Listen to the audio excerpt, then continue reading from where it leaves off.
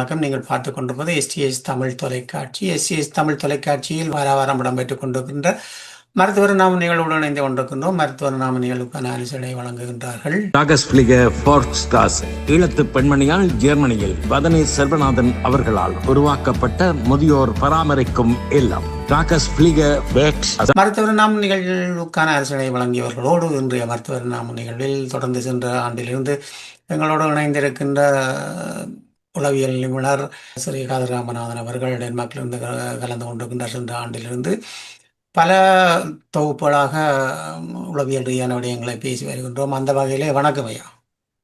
வணக்கம் உங்களுக்கு, உங்களுடைய நேயர் எல்லோருக்கும் வணக்கம். நல்லது, மீண்டும் ஒரு முறை இணைந்திருக்கின்றோம். இன்றைய இந்த சூழ்நிலையிலே நாங்கள் பார்க்கக்கூடியதாக இருக்கின்றது, உளவியல் என்பது எந்த வகையில் பார்த்தாலும் ஏதோ ஒரு விதத்தில் உளவியலோடு இணைந்த பக்கங்களாக இணைந்து பார்க்கக்கூடியதாக இருக்கின்றது. இந்த நாங்கள் பார்க்க போனால் இந்த கனடாவில் அமைக்கப்பட்ட முள்ளிவாய்க்கால் தூவியை இடித்து ஒரு பகுதியை இடித்திருந்தார்கள். இந்த வகையிலே தமிழர்களின் மனநிலை உளவியல் பற்றி ஒரு பக்கங்களை பார்க்கக்கூடியதாக இருக்குமா என்று? நிச்சயமாக. இப்ப என்னன்னு சொன்னா, இப்ப நினைவு தூபி என்று சொல்றது வெறும் சீமந்தாலேயோ கல்லாலேயோ கட்டப்பட்ட ஒரு பொருள் அல்ல. அது எங்கட ஆள் மனதுல, எங்கட தமிழ் மக்களுடைய ஆள் மனதில் இருக்கின்ற வேதனைகள், புண்கள், கஷ்டங்கள் எல்லாவற்றையும் பிரதிநிதித்துவப்படுத்துகின்ற ஒரு குறியீடு தான் அந்த நினைவு தூவி. அப்ப நினைவு தூவி என்று சொல்றது தமிழ் மக்களுடைய மனதில் உள்ள உணர்வுகள், அவர்களுடைய விரக்தியல், அவர்களுக்கு இன்னுமே ஒரு தீர்வு கிடையாம, ஒரு நியாயம் கிடையாம, நீதி கிடையாம இன்னும் அலைஞ்சு கொண்டு திரிகிறார்கள் இல்லையோ. எப்போ எங்க நீதி கிடைக்கும், எங்களுடைய பிரச்சனைய நாடுகள் சபையோ அல்லது உலக நாடுகளோ யார் கையில எடுத்து அதை பார்த்து கதைச்சு ஒரு நீதியான ஒரு விஷயத்த எங்களுக்கு சார்பாக செய்வார்கள் அல்லது நீதியாக செய்வார்கள் என்ற ஒரு அலை மோதின விஷயம் இப்ப கடந்த 15-16 வருஷமாக தொடர்ந்து நடந்து கொண்டிருக்கின்றது இல்லையா. ஆனா இப்ப இந்த தொடர்ந்து நடந்து கொண்டிருக்கின்ற விடயம், 15 வருஷமாக நடந்து கொண்டிருக்கின்ற விடயம் இப்போ ஒரு முன்னேற்றகரமாக இருக்கிறதாக நாங்க இதுல பார்க்கக்கூடியதாக இருக்கின்றது.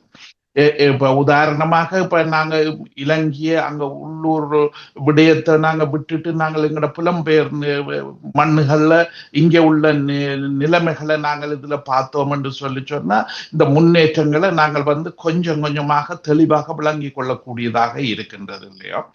ஏன்னா இப்ப உள்ளூரை பொறுத்தவரையில அது தனியான சூழல். அங்க அரசாங்கத்தின் கட்டுப்பாட்டுல அரசாங்க படைகள், புலனாய்வு பகுதிகள், அது படு பயங்கரமான முறையில் அங்க கட்டுப்பாடு விதிக்கப்பட்டு எவருக்குமே மனம் திறந்து கதை கேளாம, மனம் திறந்து எந்த விஷயத்தையும் சொல்ல முடியாம இறுக்கமாக அரசினால பிடிச்சு வைக்கப்பட்டிருக்கு.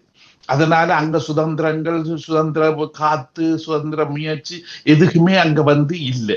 ஆனா அப்படி இருந்தும் அங்க எங்களுடைய சகோதரங்கள், எங்களுடைய மக்கள் வாய் மூடிக்கொண்டு இருக்காம ரோட்டில் இறங்கி வேலை செய்கிறார்கள். ரோட்டில் இறங்கி தங்களோட போராட்டத்தை அந்த சட்டத்தினுடைய எல்லையை வச்சு கொண்டு செய்கிறார்கள். அந்த சட்டத்துக்கு மேல போன அவர்களுக்கு ஆபத்து இதுகள் என்றதை அவர்கள் வடிவா விளங்கி தெரிந்து கெட்டித்தனமாக அவர்களுடைய முயற்சி, அவர்களுடைய செயல்பாடை நாங்கள் வார்த்தைகளால சொல்ல முடியாது. அவ்வளவுக்கு திறமான முறையில அழகாக அவர்கள் தங்களுடைய எழுச்சி நிலையை வெளிப்படுத்தி கொண்டே இருக்கின்றார்கள். ஆனா இப்ப நாங்க புலம்பெயர்ந்து இப்ப இங்க வெளியில இருக்கின்ற எங்கட பகுதியை பொறுத்தவரையில இப்ப இங்க பல வகையான கருத்துக்கள் இங்க அலைமோதி கதைக்கப்பட்டு கொண்டிருக்கிறத எல்லாருக்குமே தெரியும் இல்லையோ. ஒரு பகுதியின ஆக்கள் கூறுவார்கள் 2009 எல்லாம் ஆயுத போராட்டங்களோ இதுகளோ எல்லாம் மௌனிக்கப்பட்டாலும் அவர்களை பொறுத்தவரையில தோல்வி. அப்ப அவர்கள் இதெல்லாம் தோல்வி அடைஞ்சு போச்சு, இதுக்கு மேலேயும் நாங்கள் எங்களை இழக்கக்கூடாது, எங்களோட எதிர்கால சந்ததியை இழக்கக்கூடாது, இதுல நாங்கள் மௌனமா இருக்கணும் என்று சொல்லி ஒரு பகுதியினர் எங்களை அடக்கி வச்சுக்கிறது அல்லது எங்களை உதுகள்ல இருந்து விலத்தி போற அது எங்களோட இளம் சந்ததிகளை உதுகள்ல இருந்து வெளியில கொண்டு வர விஷயங்கள் இதுகளுக்காக முயற்சிக்கணும் இல்லையா. ஆனா அது ஒரு ஆரோக்கியமான விடயம் அல்ல. உளவியல் என்ற பார்வையில இப்ப எங்களுடைய யுத்தம் முடிஞ்சதுக்கு பிந்தின காலங்கள் எல்லாவற்றையும் ஒரு உளவியல் ஆரோக்கியமான நிலைக்கு கூட்டிக் கொண்டு வர வேணும் என்றதுதான் அங்க முக்கியமானது இல்லையோ. ஏன்னா நாங்க சோர்ந்து விழுந்து எங்களை நாங்களே அழிக்க கூடாது, நாங்கள் எங்களையே தோல்வியாக்களாக கொண்டு வரக்கூடாது இல்லையா. அப்படியான முறையில நாங்கள் எங்கட கடந்த காலம் இருக்கையில, எங்கட போராட்ட காலம் கூட இருக்கையில தோல்வி வர நிமிந்து எழுந்து நிமிந்து வந்து கொண்டிருந்த ஒரு இனம். அது எங்களுடைய இனம் அண்டில்ல, உலகத்துல உள்ள நாடு இல்லாத மக்களின் போராட்டங்களே இப்படித்தான் இருக்கு. எத்தனையோ வருஷக்கணக்காக அவர்கள் தோல்வி, அரசாங்கமோ அல்லது யாரோ என்ன பெரிய தோல்வியை ஏற்படுத்தினாலும் ஏதோ ஒரு காலகட்டத்துக்கு ஓய்வாயிருந்து திரும்பி வருகிறார்கள் இல்லையோ.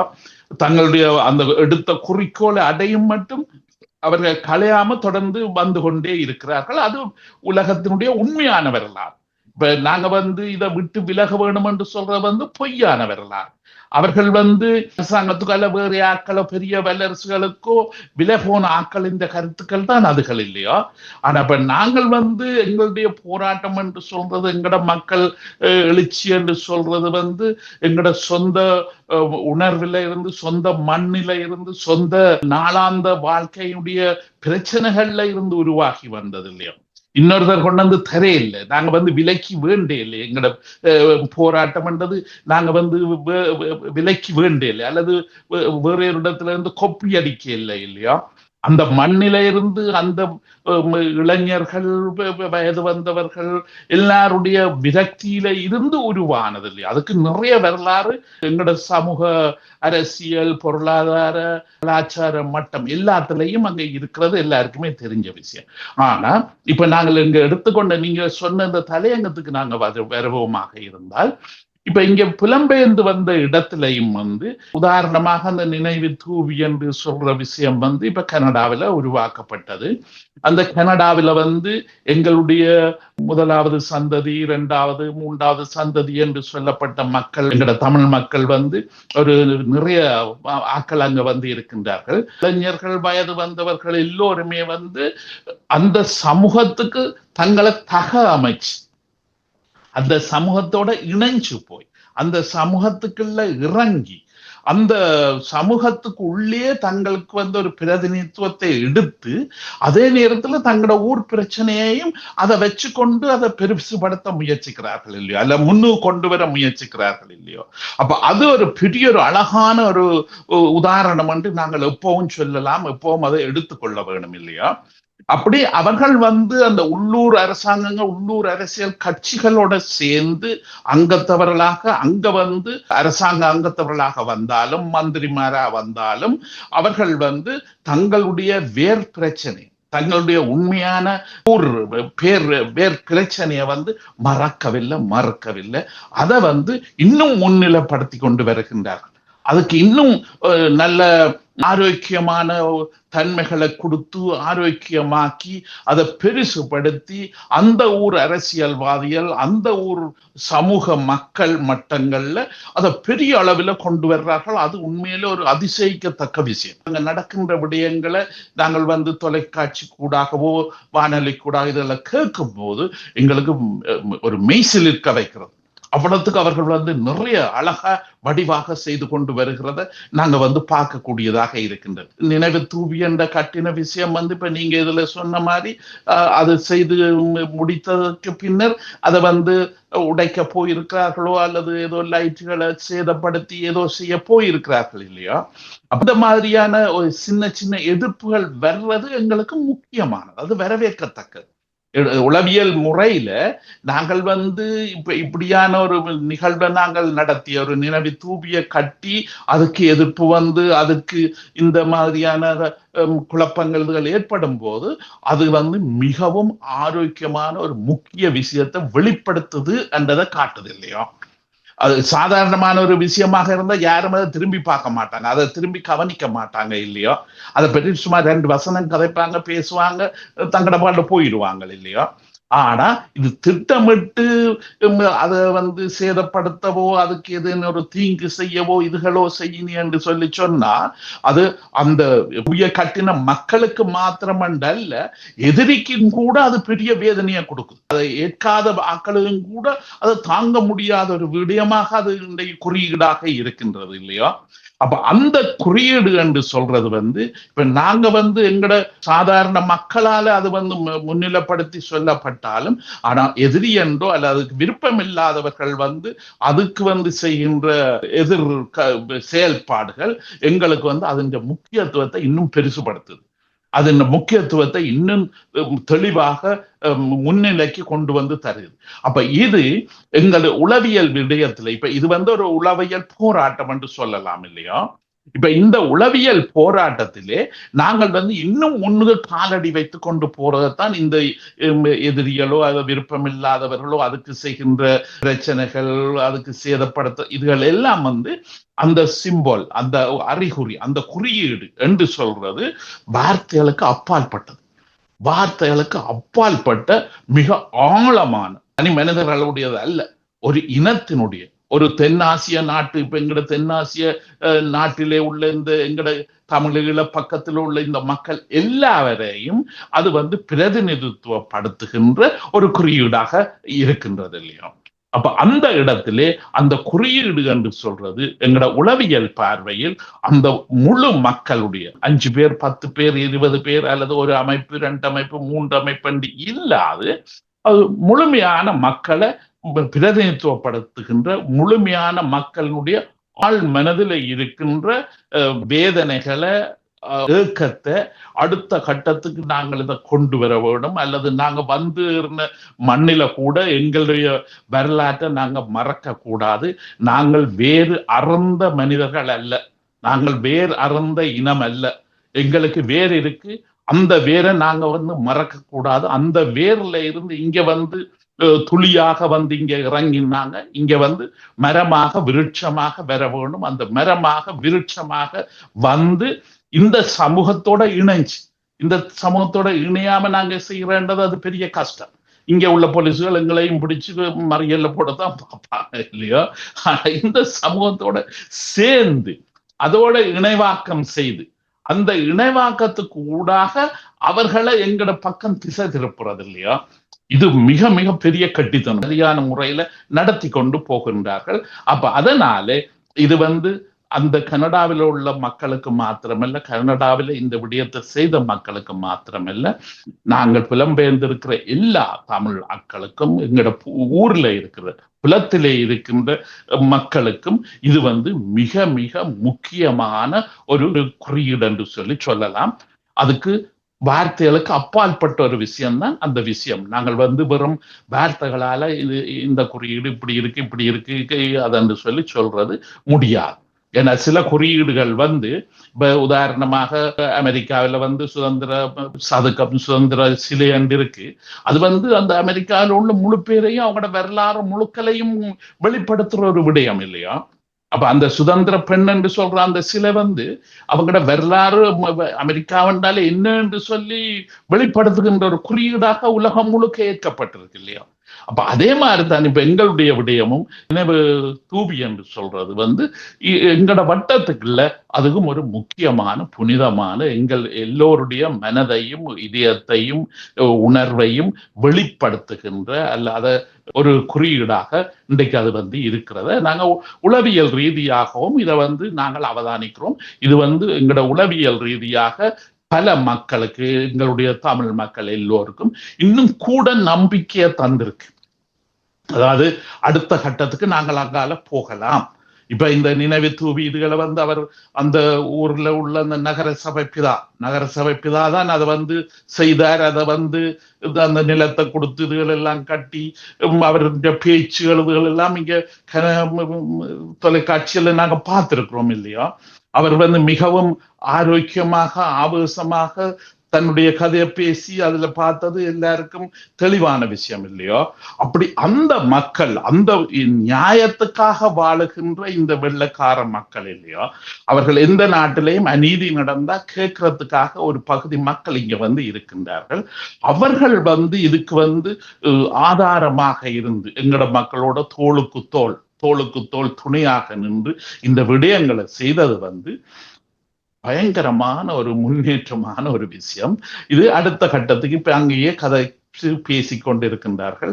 இது இந்த நினைவு தூவி மாத்திரமல்ல, இந்த நினைவு தூவி ஐரோப்பாவில மற்ற இடங்கள்ல உள்ள நாடுகள்லையும் இதை உருவாக்குறதுக்கு அந்தந்த நாட்டு மக்கள் முயற்சி எடுக்கணும் என்று ஒரு பக்கத்துல சொல்லிக் கொள்ளுகிறார்கள். இன்னும் ஒரு பக்கத்துல சொல்லிக் கொள்ளுகிறார்கள் இந்த அளவுக்கு இன அழிப்பு என்றதை ஒரு ஏற்கப்பட்டதாக இப்ப கிட்டத்தட்ட பேப்பர்லயாவது அல்லது பேச்சு கதையிலேயாவது கொண்டு வந்திருக்கிறார். இன அழிப்பு என்று சொல்றது ஒரு ஒரு பேசு பொருளாக பேசக்கூடிய வார்த்தையாக அல்லது கதைக்கக்கூடிய வார்த்தையாக இன்றைக்கு வந்துடுது. அதை சட்டப்படி கொண்டு வரதான் இப்ப அடுத்த முயற்சியா இருக்க வேண்டும் இல்லையோ. உலக நீதிமன்றத்திலேயே ஏதோ ஒரு நீதிமன்றத்துல அதை நாங்க நிரூபிச்சு அது இனப்படுகொலை என்றதை அதை அங்கீகரித்து அதுக்குரிய சட்ட அங்கீகாரம், நீதி அங்கீகாரம் எடுக்கிறதா எங்களோட முக்கியமான குறிக்கோள் இல்லையோ. அதை அடையிறதுக்கு இப்படி படிப்படியாக போறதுதான் நாங்க முக்கியமானது இல்லையோ. உலக அரசாங்கம், உலக நாடுகள் என்று சொல்றது பல வகையான முறையில தங்களோட சிந்தனையை செய்வார்கள். பல வகையான முறையில அவர்களுடைய சிந்தனைகள், செயல்பாடுகள் எல்லாம் இருக்கு. அது அடுத்தடுத்த கட்டமாக எங்களோட பிரச்சனை உலக நீதிமன்றம், சில வேளையில உலக நீதிமன்றம் இப்ப இருக்கிற மன்றத்துக்கு போகலாம், அல்லது எங்கட போராட்டங்கள் அல்லது எங்கட போராட்டத்துக்கு இந்த மேலத்தேச அரசுகள் உதவி செய்ததாக இருந்தால் விசேஷமான நீதிமன்றங்கள் கூட அமைக்கப்படலாம். ஏன்னா ஆப்பிரிக்காவில் உள்ள வேலை நாடுகளுக்கு அப்படி அமைக்கப்பட்டிருக்கு. ஒரு பிரச்சனை ஆராயதற்காக ஒரு விசேஷ நீதிமன்றங்கள் உருவாக்கப்பட்டு விசாரணைகள் நடந்திருக்கு. ஏன்னா இப்ப எங்களை எல்லாருக்கும் தெளிவான ஒரு முடிவு என்னன்னு சொன்னா, இலங்கை அரசாங்கத்திட்ட இந்த விஷயங்களை பொறுப்பு கொடுக்க கூடாது. இலங்கையில இந்த விஷயம் ஒரு காலமும் அங்க போய் எங்களுக்கு சார்பாக நீதியா எங்களுக்கு சார்பு எதிர்ன்றது வேற விஷயம். ஒரு நீதியான ஒரு முடிவு அங்க வராது என்றதை அவர்களும் பண்ணிவிட்டார்கள். அது எங்களுக்கும் தெரியும். அதே நேரத்தில் ஐக்கிய நாடுகள் சபையில எங்களோட பிரச்சனைகளை ஈடுபாடு கொண்டுள்ள அவர்களுக்கும் தெரியும், அறிந்து வைத்திருக்கின்றார்கள் இல்லையோ. அப்ப இவைகள் எல்லாம் இருக்கின்றபடியா தான் இப்ப இந்த பிரச்சனை என்று சொல்றது இந்திய உளவியல் போர்ல இது ஒரு நல்ல ஒரு கட்டத்துக்கு வந்திருக்கு. அதுக்கு மேலாக இப்ப கிட்டடியில இலங்கை அரசாங்கம் கூட தாங்கள் தேடுகின்ற ஆக்களின் ஒரு லிஸ்ட் ஒன்று இப்ப வெளியிட்டு இருக்கிறார்கள் இல்லையோ. பழைய அரசாங்கங்கள் வெளியிட்டு எங்களை பயப்படுத்தின மாதிரி இவர்களும் அதை கோப்பி அடிக்கிறார்கள் இல்லையோ. இங்கேதான் ஒரு விசித்திரமான விடயங்களை பார்க்கக்கூடியதாக இருக்கின்றது. ஐரோப்பிய நாடுகளில் வாழுகின்ற எங்களுக்கு தெரியும், இங்கே விடுதலை புலிகளுக்கான அமைப்பு இல்லை, விடுதலை புலிகள் என்ற ஒரு பேச்சுக்கிடம் இல்லாமல் இருக்குத்தான் ஐரோப்பிய நாடுகள் தமிழர்கள் அமைதியாக வாழ்கின்றார்கள். அப்படி இருக்கும்போது இதுவும் ஒரு குரோதத்தை கொண்டு வருகின்ற உளவியல் ரீதியான பிரச்சனையாக இருக்கின்றது. பல பெயர்களை வெளியிட்டு இவர்கள் எல்லாம் தடை செய்யப்பட்டவர்கள் என்று சொன்னால் அப்ப மீண்டும் அங்கே தமிழர்களுக்கான உளவியல் ரீதியான அச்சுறுத்தல் ஏற்படுகின்றது போல் இருக்கின்றது இல்லையா? இப்ப நீங்க சொல்ற மாதிரி அங்க ஊர்ல உள்ள ஆட்களுக்கும் அதை குழப்பத்தை ஏற்படுத்துறதுக்கு அல்லது ஒரு அச்சுறுத்தலை கொடுப்பதற்காக இது கொண்டு வரப்பட்டிருக்கலாம். ஆனா அடுத்தது மிக முக்கியமானது என்னன்னு சொன்னா, இப்ப உதாரணமாக இப்ப இங்க மேலத்தேச நாட்டுல இப்ப நினைவு தூவி மாதிரி இப்ப எங்களோட மக்களுக்கு சார்பான கருத்துக்கள், அரசாங்கங்களோட உதவிகள், ஏற்றுக்கொள்ற தன்மைகள் இங்க உருவாகி கொண்டிருக்கு இல்லையோ. அப்ப இதை தடுத்து நிறுத்துறதுக்கும், இதை தடுத்தல இதுக்கு எதிரான ஒரு கருத்தை சொல்றதுக்காகவும் இந்த ஆக்களை தேடுறோம், இன்னும் உங்க வழியில இருக்கிறேன், அவை இன்னும் அமைப்பில இருக்கிறேன் என்ற ஒரு லிஸ்ட அவர்கள் வெளியிட்டு இருக்கிறார்கள் இல்லையோ. அது உங்களுக்கு தெரியாதா? எங்களுக்கு தெரியும். எங்களோட புலனாய்வு பிரிவுல எங்களோட இதுல எங்களுக்கு தெரியும் என்ற மாதிரி அவர்கள் இவர்களுக்கு படிப்பிக்கிறார்கள் இல்லையோ. அப்ப அந்த விதமாகவும் இந்த லிஸ்ட்களை கொண்டு அடுத்த மூன்றாவது இன்னும் ஒரு வகையான கருத்து இருக்கு. என்னன்னு சொன்னா, ஐக்கிய நாட்டு மனித உரிமை சங்கத்தினுடைய செயலாளர் அங்க ஊருக்கு போயிருக்கிறாரு, இப்ப இலங்கைக்கு போயிருக்கிறாரு இல்லையோ. அவர் வந்து முக்கியமாக அங்க போயிருக்கிறது வந்து புரட்டாசி மாதம் வந்து ஒரு அறிக்கையை வந்து அவர் கொடுக்க வேணும். இவ்வளவு காலம் நடந்த இலங்கை பிரச்சனைகள், இலங்கை பிரச்சனை சம்பந்தமாக ஐக்கிய நாடுகள் சபை என்ன விஷயங்களை செய்தது, இன்றைக்கு எந்த அளவில் எந்த நிலையில அந்த பிரச்சனை வந்து இருக்குது, இதுகளை பற்றி ஒரு இன்றைய நிலையை பற்றி அவர்கள் வந்து ஒரு முக்கியமான குறிப்பை அல்ல அறிக்கையை அவர்கள் வந்து ஐக்கிய நாடுகள் சபைக்கு இந்த புரட்டாதி மாதம் செப்டம்பர் மாதம் கொடுக்க வேணும் இல்லையோ. அப்ப அதுக்காக அவர் அங்க போயிருக்கையும் இந்த லிஸ்டுகளை போட்டு அங்க வந்து விரட்டுறார்கள் என்னன்னு சொன்னா, இங்க பாருங்க இன்னும் ஆக்கள் வந்து உங்கதான் இருக்கு, இன்னும் இவை எல்லாரும் வந்து இன்னும் அமைதியாக இல்லை, பேருக்கு இயங்க இல்லை, வெற்றி கொடி பிடிக்கல, ஆனா ஆக்கள் அங்க இருந்து ஆக்டிவா தான் இருக்கிறேன், எங்கள்கிட்ட இங்க எங்கட புலனாய்வுத்துறை இப்படி சொல்லுது. அப்ப இதுகள் எல்லாத்தையும் வந்து இந்த ஐக்கிய நாடுகள் சபையினுடைய கவனத்தை திசை திருப்ப, அவர்களுடைய அறிக்கைகளை திசை திருப்ப, இதுகளுக்காகவும் இந்த விஷயம் வந்து அவர்களால உருவாக்கப்பட்டு கொண்டு இருக்கின்றது இல்லையா. அப்ப இதனால இப்ப இந்திய எங்கட நிலைமை என்று சொல்றது வந்து நாங்க ஒரு வார்த்தையில ஒரு விளக்கம் சொல்ல முடியாது. ஒரு நிகழ்வுக்கு பல பக்கமான அர்த்தங்கள் உண்டு. அந்த மாதிரியான ஒரு காம்ப்ளிகேட் ஒரு இடியப்ப சிக்கலான நிலையில தான் எங்களுடைய பிரச்சனை இன்றைக்கு உலகத்துல கையாளப்படுது, அல்ல உலகத்துல இருக்குது. அப்ப இந்த விஷயத்தால நாங்க வந்து ஒரு தனி கருத்து தனி விளக்கம் ஒரு விஷயத்துக்கு சொல்ல முடியாது.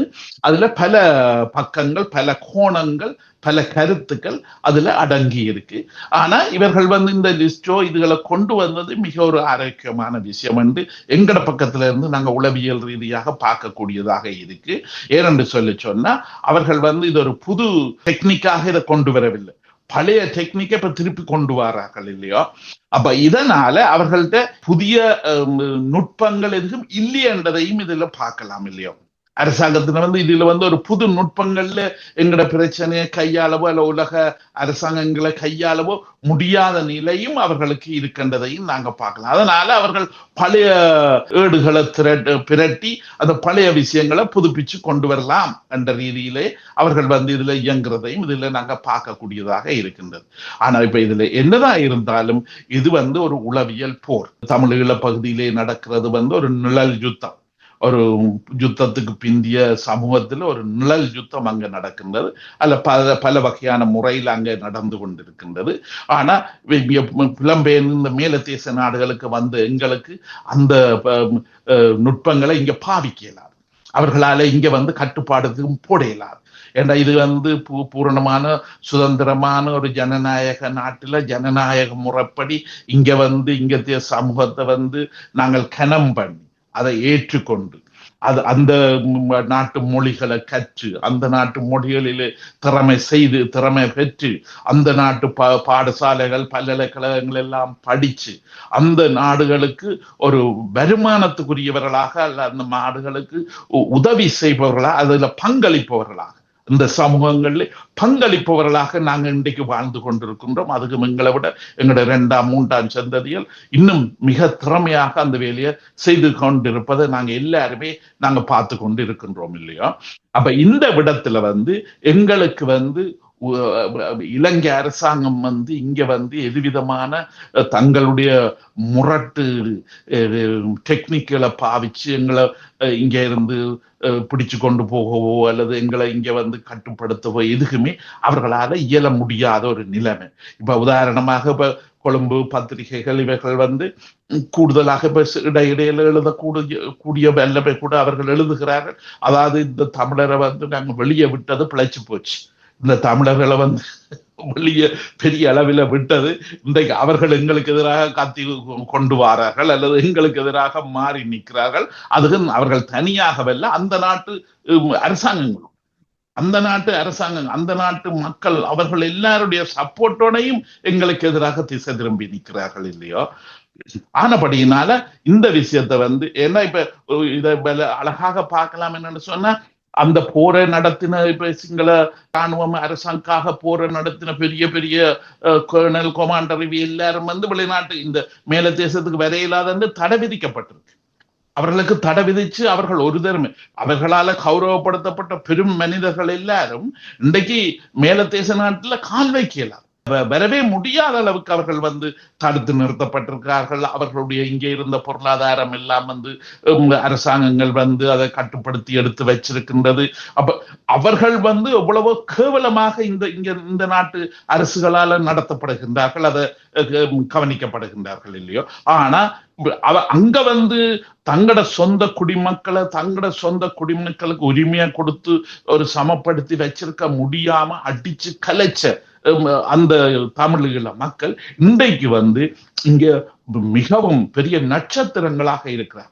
பெரிய பெரிய நட்சத்திரங்களாக பெரிய பெரிய பொறுப்புகள்ல, அதுவும் ஒரு சமூக பொறுப்பு, நாட்டு பொறுப்பு, ஒரு குடி உரிமை பொறுப்பு, எல்லாம் பொறுப்பு நிறைந்தவர்களாக இருக்கின்றார்கள் இல்லையோ. அப்ப இந்த அளவுக்கு பொறுப்பாக இருக்கின்ற மக்களை இங்கே உள்ள அரசுகள் அல்ல அரசுல உள்ள பெரிய பெரிய மனிதர்கள் கூட திரும்பி பார்க்கக்கூடிய அளவுக்கு எங்களோட பிள்ளைகள் வைத்திருக்கின்றார்கள் இல்லையோ. அப்ப அந்த அளவுக்கு நாங்க அவர்கள காலில், இங்க உள்ள அரசியல்வாதியோ இவர்கள காலில் போய் விழுந்து எங்களை கவனியுங்கோ, எங்கட பிரச்சனைய பாருங்கோ, எங்கட பிரச்சனைக்கு ஒரு தீர்வு கொண்டாருங்கோ, நீங்கள் செய்யுங்கோ, உங்களுக்கு நாங்கள் காசு பொருள் தாரோம், இல்லை, அப்படி நடக்கவில்லை. அப்படி செய்யவும் முடியாது, அவர்களுக்கு செய்யவும் முடியாது இல்லையோ. ஆனா இங்க நாங்க எங்கட பிள்ளைகள் எல்லோரும் இந்த சமூகத்தை தூக்கி நிறுத்துகிற வேலையில தோளுக்கு தோள் நின்று வேலை செய்கிறோம். தோளுக்கு தோளாக நின்று, இப்ப உதாரணமாக இங்க மேலத்தேச நாடுகள், சில நாடுகள்ல உள்ள வைத்தியசாலைகள் எங்கட தமிழ் நர்ஸ்மேரா இருக்கலாம், டாக்டர்ஸா இருக்கலாம், அவர்கள் இல்லாமல் அந்த நாட்டு அரசுகள் இந்த ஆஸ்பத்திரி நடக்கிறதே பெரிய கஷ்டமா இருக்கு. அவ்வளவுக்கு நிறைய தமிழ் வைத்தியர்கள், தமிழ் நர்ஸ்மேர் என்று சொல்லப்பட்ட தாதியர்கள், இவர்கள் எல்லாரும் இப்ப உதாரணமாக அதை லண்டனை பற்றி அடிக்கடி சொல்லுவார்கள், இங்க பேப்பர்கள்ல கூட சொல்லுவார்கள் இல்லையோ. அங்க உள்ள வைத்தியசாலைகள் வெளிநாட்டு மக்கள் கையில தான் அது இருக்குன்னு சொல்லலாம். ஆனா தமிழ்நாடு மக்களும் அதுல பெரிய பங்கு வகிக்கிறார்கள் இல்லையோ. ஜனநாயக விளிமியங்களோட நடப்பதற்கு எங்களுடைய இந்த இளைய சந்ததிகள் எல்லாருமாக சேர்ந்து மிக உதவியாக இருக்கிறார்கள். மிகவும் இவர்கள் வேண்டப்படுபவர்களாக இருக்கின்றார்கள். இவர்கள் வேண்டப்படுகின்ற ஒரு பொறுப்பை எடுத்து இங்க வாழ்கிறதால தான் இன்றைக்கு அந்த இலங்கை அரசாங்கம் நடத்துகின்ற உளவியல் போர் இங்க ஈடுபடாது. இங்கத்திய உளவியல் போர்ல நாங்க வெற்றி கண்டு கொண்டே இருக்கிறோம். ஆனா வேகமாக நடக்கலை என்பதை நாங்க ஏற்றுக்கொள்றோம். ஆனா படிப்படியாக நிதானமாக அந்த அசைவுகள், அது விடயங்கள் முன்னேறி கொண்டிருக்கிறத நாங்க மனத்தென்போட இன்றைக்கு இருக்கக்கூடியதாக இருப்பதற்கு மிகவும் உதவியாக இருக்கிறத நாங்க இதுல சொல்லிக் கொள்ளலாம். நல்லது. சிறப்பு. உண்மையிலேயே உளவியல் ரீதியான பாதிப்புகளை தமிழர்களுக்கு ஏற்படுத்த முன் வந்தாலும் அந்த உளவியல் பாதிப்புகளிலிருந்து தங்களை நிலைநிறுத்தி தமிழர்கள் புலம்பெயர் நாடுகளிலும் சிறப்பாக பணிபுரிந்து மீண்டும் நிமிர்ந்தெழுவதற்கான ஜனநாயக ரீதியான போராட்டங்களை செய்கின்றது என்பது உண்மையிலேயே வாழ்த்துதலுக்குரிய விடயமாகவே இருக்கின்றது. அந்த வகையிலே யூவி என்ற அந்த பகுதியை பார்க்கும்போது கடந்த 10 ஆண்டுகளுக்கு முன்னமே ஜெர்மனியிலும் எசன் மாநகரிலே ஒரு பெரிய தூவி ஒன்றை அமைத்திருக்கின்றார்கள். மருத்துவர் நாம் நிகழ்வில் உளவியல் நிபுணர் ஸ்ரீ கதிராமநாதன் அவர்கள் டென்மார்க்கிலிருந்து பார்த்தால் நன்றி ஐயா உங்களுக்கு. நன்றி உங்களுக்கு. நல்லது உறவுகளே, நீங்கள் இதுவரை பார்த்தது மருத்துவர் நாம நிகழ்ச்சி. மருத்துவர்களுக்கான ஆலோசனை வழங்கியவர்கள் ஈழத்து பெண்மணியால் ஜெர்மனியில் வதனி செல்வநாதன் அவர்களால் உருவாக்கப்பட்ட முதியோர் பராமரிக்கும் இல்லம். மருத்துவர் நாம் நிகழ்ச்சிக்கான ஆலோசனை வழங்கியவர்களோடு டென்மார்க் கலையகத்திலிருந்து தொழில்நுட்ப உதவியை சேர்ந்த சர்க்குணம் ஐயா அவர்களுக்கும் செல்வி சுமங்கலியா கதிராமநாதன் அவர்களுக்கும் நன்றிகளை கூறிக்கொண்டு அடுத்த மருத்துவர் நாம் நிகழ்வோடு இணைந்து கொள்வோம். நன்றி, வணக்கம். ஈழத்து பெண்மணியால் ஜெர்மனியில் வதனி செல்வநாதன் அவர்களால் உருவாக்கப்பட்ட முதியோர் பராமரிக்கும் இல்லம். 1000க்கு மேற்பட்டவர்கள் பராமரிக்கப்பட்டு வருகின்றனர். இல்லத்தில் தங்கி வாழ்வோர் வீடு சென்று அழைத்து வந்து நாளாந்த பராமரிப்பு, மருத்துவ உதவி, உடல் பயிற்சி, சிறந்த உணவு வளங்கள், விளையாட்டு பொழுதுபோக்கு அம்சங்கள், சுற்றுலா அழைத்து செல்லல், இன்னும் பல உதவி சேவையுடன் மிளிர்ந்து நிற்கும் டாக்கஸ் பிளிகர் முதியோர் பராமரிக்கும் இல்லம். இங்கு வந்தவர்கள் தங்கள் இல்லங்களில் வாழ்வது போல் வாழ்வது இவர்கள் முகமலர்வில் தெரிகின்றது. தொடர்புகளுக்கு K. Vathani Selvanathan, Linden Strasse 16A 68 623 ஹாஃப் ஹை. தொலை தொடர்புகளுக்கு 0044413099 கை தொலைபேசி 0041622051651624. முதியோர் பராமரிப்புக்கு டாக்கஸ் பிளிகர் ஃபோர்ஸ்ட்ராஸ். இது ஒரு ஈழத்தமிழ் பெண்ணின் சாதனை. முதியோர் பராமரிக்கும் இல்லம்.